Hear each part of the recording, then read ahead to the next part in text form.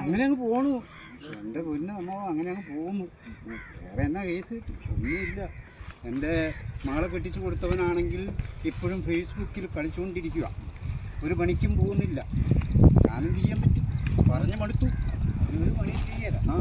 Facebook നോക്കിക്കൊണ്ടിരിക്കുകയാണ് ഇപ്പോഴും. എന്ത് ചെയ്യും?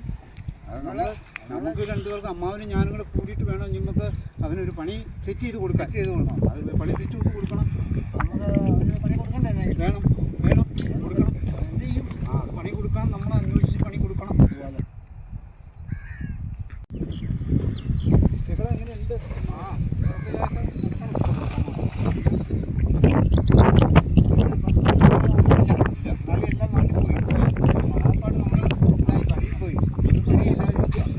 എനിക്കാണെങ്കിൽ കൃഷി നഷ്ടത്തിലേക്ക് വന്നിട്ടില്ല. കപ്പകൃഷി നഷ്ടമായിരിക്കുക.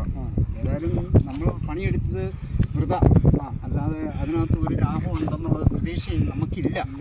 അതുകൊണ്ട് ഇനിയിപ്പോൾ കിട്ടുന്നത് കിട്ടട്ടെ, അല്ലാത്തത് പോട്ടെ. അത് നമ്മൾ ചെയ്യാൻ പറ്റും.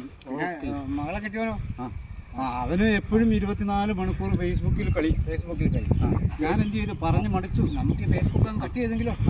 കട്ട് ചെയ്യാനുള്ള സംവിധാനം നമുക്ക് നോക്കാം. അവൻ സമ്മതിക്കില്ലല്ലോ. അവൻ സമ്മതിക്കാതിരിക്കാൻ പറ്റില്ലല്ലോ. ഏത് സമയത്ത് ഒരു പണിക്കും പോകാതെ ഈ ഫേസ്ബുക്ക് നോക്കിക്കൊണ്ടിരുന്നാൽ മതിയോ? പുള്ളി അങ്ങനെ ശീലിച്ചു പോയി. അതുകൊണ്ട് അതങ്ങനെ അങ്ങ് പോട്ടെ. ബാക്കി കാര്യങ്ങൾ നമുക്ക് എന്താണെന്ന് വെച്ചാൽ ആലോചിച്ച് തീരുമാനിക്കാം.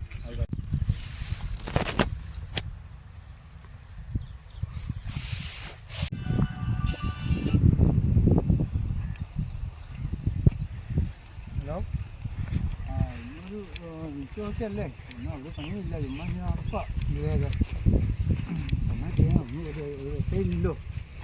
ഇത് ചെയ്യാൻ പറ്റൂല. ഒന്നും പറയണ്ട. അവപ്പാടെ ഇതായിപ്പോയി. ഇനി പറയാൻ പറ്റൂ.